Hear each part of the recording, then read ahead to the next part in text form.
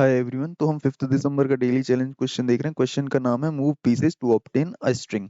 तो इस क्वेश्चन में हमें दो स्ट्रिंग्स स्टार्ट एंड टारगेट दी गई हैं। दोनों की लेंथ सेम है n, और इसमें सिर्फ तीन ही कैरेक्टर्स होंगे हमारी दोनों स्ट्रिंग्स में, l, r और स्पेसेस। जहाँ पे l सिर्फ लेफ्ट में मूव कर सकता है, r सिर्फ राइट में मूव कर सकता है, और मूव करने के लिए इनके लिए एक ब्लैंक स्पेस होना जरूरी है डायरेक्टली टुवर्ड्स देयर लेफ्ट और राइट। यहाँ पे अगेन ये जो थर्ड कैरेक्टर, ये स्पेस कैरेक्टर है जो कि ब्लैंक स्पेस को रिप्रेजेंट करता है, और इसके थ्रू लेफ्ट या राइट पीसेस मूव कर सकते हैं।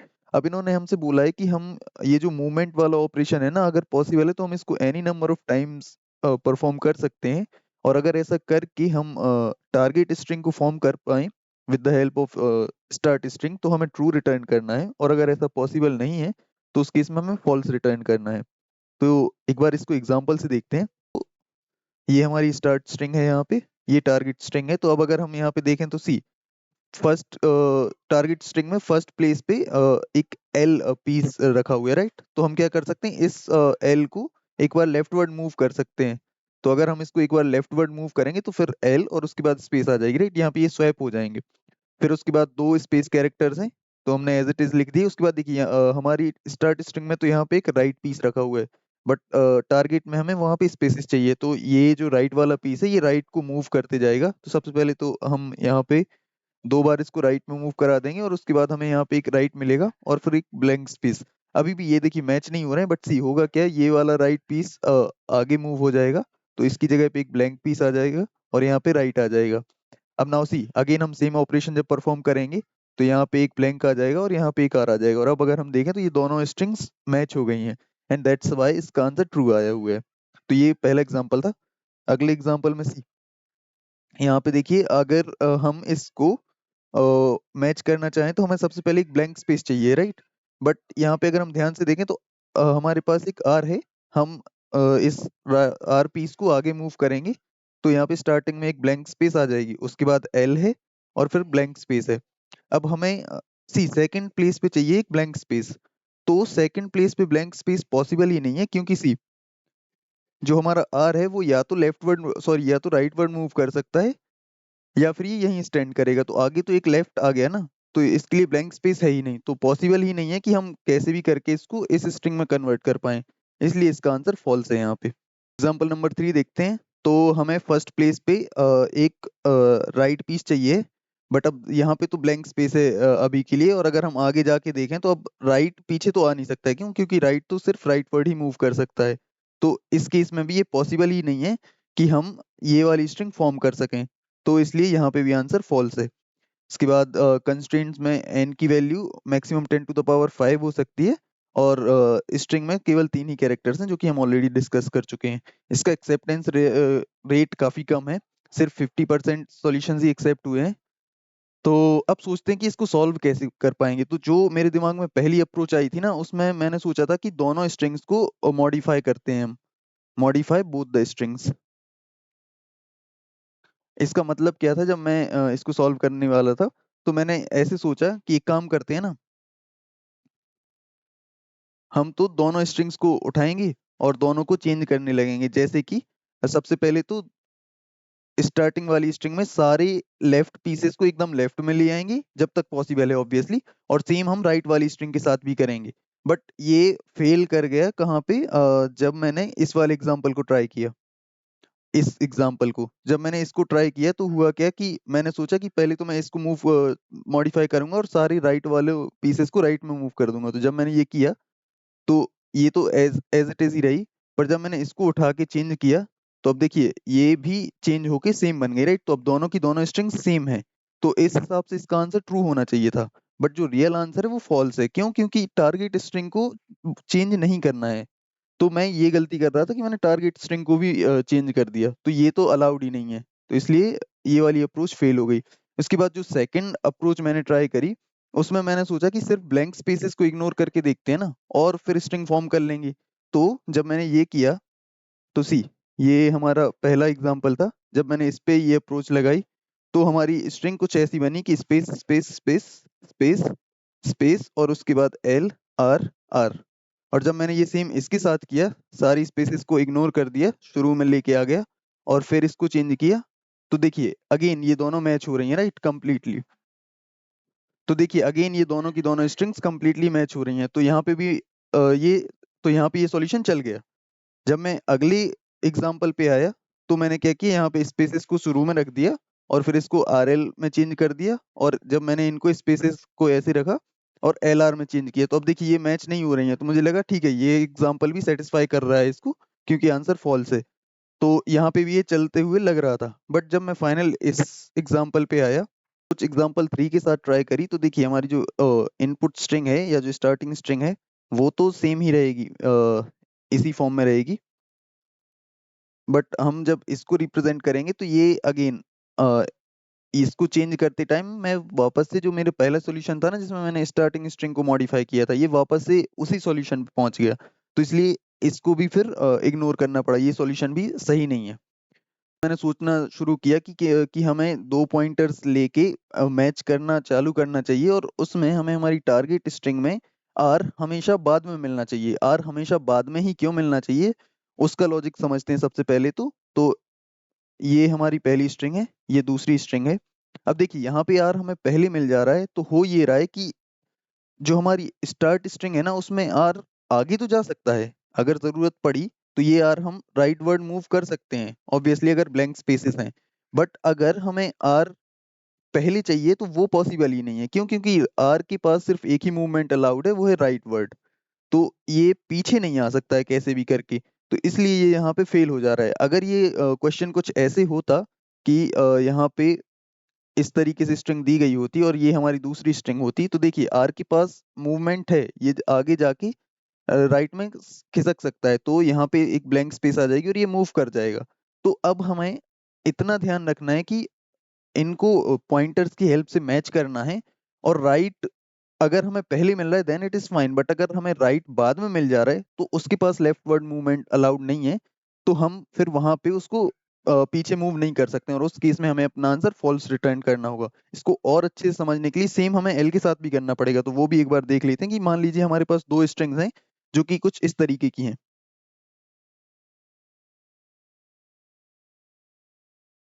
तो अब देखिए यहाँ पे होगा क्या कि ये जो फर्स्ट स्ट्रिंग है एल, इसमें ये एल पीछे तो आ सकता है अगर जरूरत पड़ी तो ये एल यहाँ पे भी आ सकता है, ये एल यहाँ पे भी आ सकता है, बट ये आगे नहीं जा सकता है, बट हमारी जो टारगेट स्ट्रिंग है उसमें हमें एल लास्ट में चाहिए है, तो ये एल राइट वर्ड तो मूव कर ही नहीं सकता, ये वाली मूवमेंट इसको अलाउड ही नहीं है। अगर इन दोनों स्ट्रिंग्स को हम उल्टा कर दें कि सपोज इसको हम स्टार्टिंग स्ट्रिंग मान लेते हैं और ये हमारी फाइनल टारगेट स्ट्रिंग होती, तो यहाँ पे आंसर ट्रू हो जाता, क्यों, क्योंकि ये एल एक बार पीछे आ सकता था, इसके पास पॉसिबिलिटी है, तो उस केस में ये स्ट्रिंग चेंज हो जाती, और सी अब दोनों की दोनों स्ट्रिंग्स मैच हो रही हैं, तो इसलिए यहाँ पे आंसर ट्रू पॉसिबल था। तो बस हमें ये दोनों पॉइंट्स का ध्यान रखते हुए इनको शुरू से लेके लास्ट तक मैच करना है, और अगर मैच हो जाती हैं तो हम बोल देंगे कि हमारा आंसर ट्रू है, अदरवाइज फॉल्स रहेगा। हाँ, जब भी हम मैच कर रहे हैं तो हमें स्पेसेस को इग्नोर ही करना है सॉर्ट ऑफ। तो देखते हैं, पूरा कंप्लीट ड्राई रन करते हैं एग्जाम्पल नंबर 1 पे। तो सबसे पहले तो हम दो पॉइंटर ले लेंगे आई एंड जे। शुरुआत में हमारा आई पॉइंटर यहाँ पे पॉइंट कर रहा होगा और जे पॉइंटर यहाँ पे पॉइंट कर रहा होगा। हम क्या करेंगे, ब्लैंक स्पेसेस को करेंगे इग्नोर और आगे मूव करते जाएंगे, तो सबसे पहले तो ये आई हमारा मूव होके यहाँ पे आ जाएगा। अब देखिए जे हमारा आगे मूव नहीं होगा, तो यहाँ पे अगर हम देखें तो एल और एल मैच हो रहे हैं। फिर हमें इसके साथ एक और चीज चेक करनी पड़ेगी कि क्या एल हमेशा बाद में अपीयर कर रहा है। कैसे, क्योंकि यहाँ पे देखिए ये एल जो है ये इंडेक्स नंबर 1 पे आ रहा है, राइट, और ये इंडेक्स नंबर 0 पे आ रहा है, तो अगर जरूरत पड़ रही है तो हमारा ये पीछे आ सकता है, राइट। तो इस केस में होगा यही कि हमारा ये एल एक स्टेप बैक लेगा और एल यहाँ पे आ जाएगा और यहाँ पे ब्लैंक स्पेस आ जाएगी, तो अब देखिए ये दोनों मैच कर रहे हैं, तो यहाँ पे हम सीधे आगे बढ़ जाएंगे। इसके बाद आगे चलते हैं, इसको हम एज इट इज स्ट्रिंग को एज इट इज लिख देते हैं अभी के लिए। तो हम मूव कर जाएंगे, अब देखिए हमारा ये वाला पॉइंटर भी मूव हो जाएगा क्योंकि मैच हो चुके हैं दोनों कैरेक्टर्स। इसके बाद देखते हैं ब्लैंक स्पेस सॉरी, इसके बाद हम अगेन जब तक हमें ब्लैंक स्पेसेस मिल रही हैं हम मूव करते जाएंगे, तो हमारा पॉइंटर यहाँ से ये मूव करके यहाँ आ जाएगा, फिर यहाँ आ जाएगा और उसके बाद ये पॉइंटर यहाँ आके रुकेगा। तो ये हमारा जे वाला पॉइंटर पहले यहाँ आएगा, फिर यहाँ आएगा, फिर यहाँ आएगा, फिर यहाँ आएगा और मूव करते हुए फाइनली इस पे जाके स्टॉप होगा। तो अब देखिए दोनों पॉइंटर्स आर पे पॉइंट कर रहे हैं। अब हमें अगेन सबसे पहले तो यही देखना होगा कि क्या कैरेक्टर्स मैच कर रहे हैं। अगर वो मैच कर रहे हैं तो उसके बाद हमें आर के साथ ये चेक करना पड़ेगा कि जो हमारा टारगेट स्ट्रिंग वाला आर है वो राइट वर्ड साइड में आए, या फिर जो हमारा इनपुट स्ट्रिंग या टारगेट स्ट्रिंग वाला आर है वो पहले आए। पहले क्यों आना चाहिए इसको? क्योंकि ये अगर जरूरत लगेगी तो ये आर हमारा राइट वर्ड मूव कर सकता है, इसके पास पॉसिबिलिटी है, बट लेफ्ट वर्ड मूव करने की इसके पास पॉसिबिलिटी नहीं है। तो अगर हम यहाँ पे देखें तो जो हमारा इंडेक्स होगा वो होगा 0 1 2 3 4, और यहाँ पे इंडेक्स होगा हमारा 0 1 2 3 4 5 6 7। तो देखिए यहाँ पे ये राइट आर जो है राइट टारगेट स्ट्रिंग में आर राइट वर्ड साइड आ रहा है, तो हमारा ये वाला आर मूव होके 7th इंडेक्स तक जा सकता है। ठीक है, तो इसलिए हम यहाँ पे अभी के लिए मान लेंगे कि ठीक है हमने इसको मूव किया है और हम इससे आगे बढ़ जाएंगे। तो अब हमारा आई वाला पॉइंटर यहाँ से आगे जाएगा, उसको यहाँ पे स्पेस मिलेगी, फिर से स्पेस मिलेगी, और फिर आई वाला पॉइंटर यहाँ आ गया। फिर हमारा जो जे वाला पॉइंटर है वो यहाँ से और आगे मूव होगा, और अब ये यहाँ पे आ चुका है। अब देखते हैं, तो आर और आर सबसे पहले तो मैच हो रहे हैं। मैच होने के बाद जो हमें अगली कंडीशन चेक करनी है वो ये कि ये दोनों कैरेक्टर्स, सॉरी, मैच होने के बाद अगली कंडीशन हमें चेक करनी है कि आर हमेशा जो टारगेट स्ट्रिंग वाला आर है वो राइट वर्ड साइड में ही होना चाहिए। तो यहाँ पे ये कंडीशन अगेन सेटिस्फाई हो रही, तो हम फिर से आगे मूव कर जाएंगे। तो अब हमारा ये वाला पॉइंटर यहाँ पे आ गया और ये वाला पॉइंटर इस स्ट्रिंग से बाहर चला गया।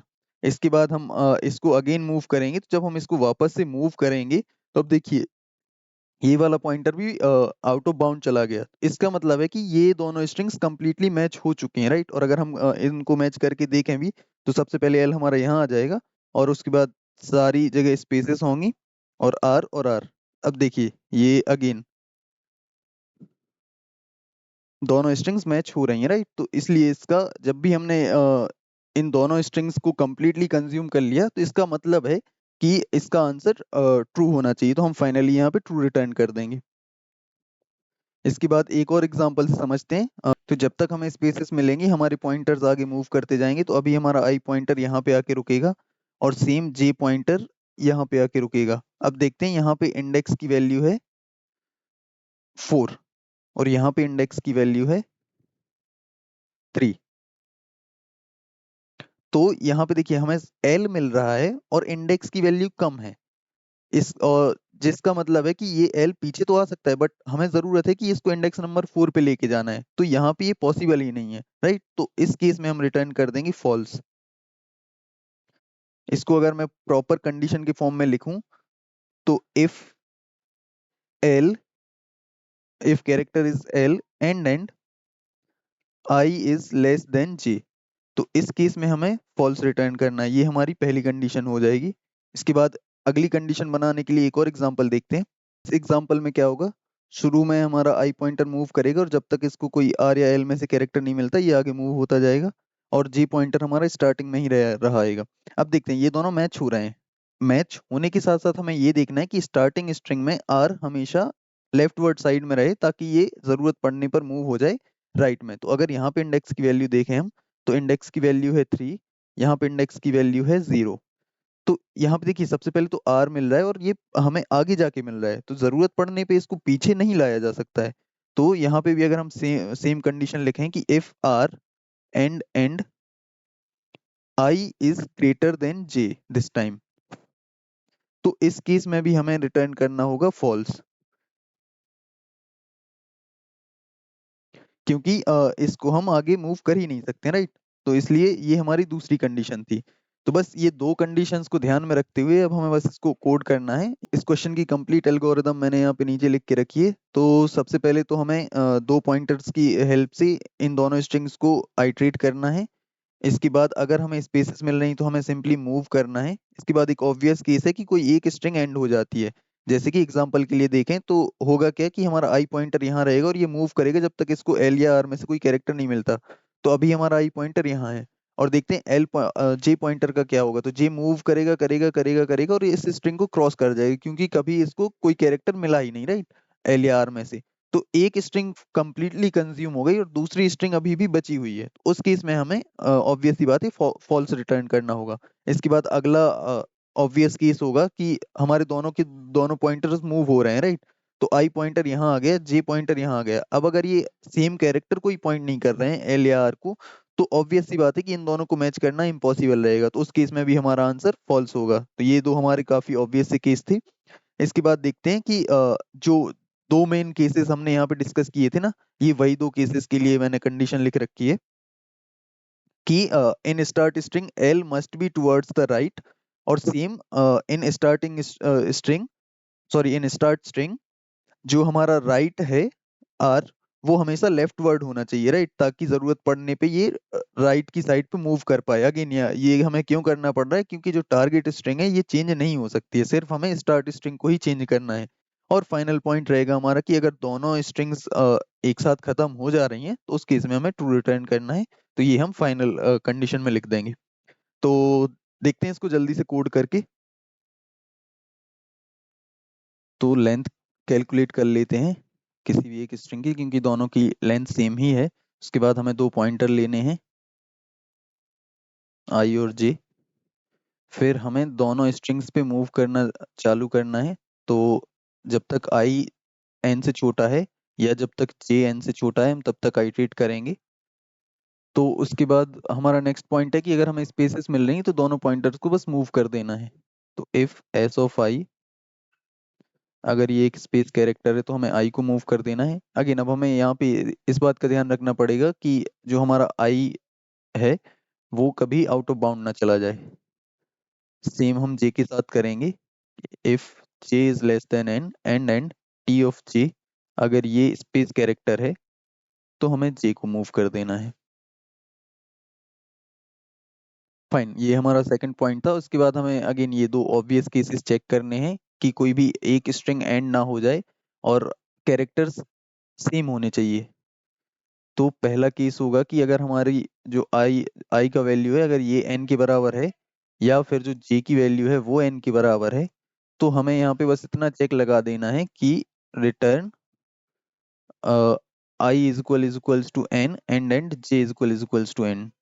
इससे हम बस इतना चेक कर ले रहे हैं कि दोनों के दोनों वैल्यूज ना एक ही टाइम पे एंड हो रही हैं। ऐसा ना हो कि कोई एक स्ट्रिंग पहले कंप्लीटली कंज्यूम हो गई है। और उसके बाद अगला चेक लगाना है हमें कि ऐसा ना हो कि हम एल और आर को मैच कर रहे हो अभी।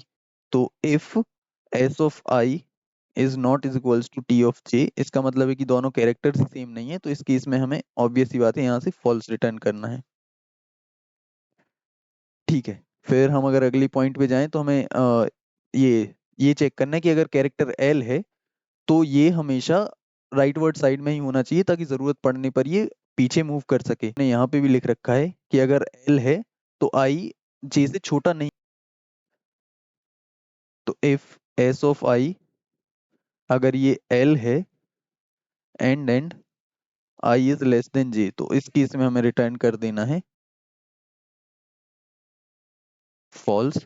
और सेम हमें लास्ट वाले केस के साथ भी करना है, जिसमें कि अगर एस ऑफ आई आर की बराबर है और आई छोटा हो गया है, सॉरी आई ज्यादा है जे से, इसका मतलब है कि हमें ये स्टार्टिंग स्ट्रिंग में आर राइट वर्ड साइड में मिल रहा है, तो अब आर फर्दर राइट ही मूव करेगा, लेफ्ट में तो ये कभी आ नहीं पाएगा। तो इस केस में भी हमें फॉल्स रिटर्न करना है। और अगर ये हमारा लूप कंप्लीटली चल चुका है, इसका मतलब है कि अभी या तो हमारी आई और जे दोनों यहाँ पे खत्म हो गए होंगे एक साथ, तो यहाँ से आंसर ट्रू रिटर्न हो जाएगा। और अगर ऐसा नहीं हुआ है तो हम यहाँ पे फाइनली ट्रू रिटर्न कर देंगे। तो ये सिंपल सा कोड था, इसको एक बार रन करके देखते हैं।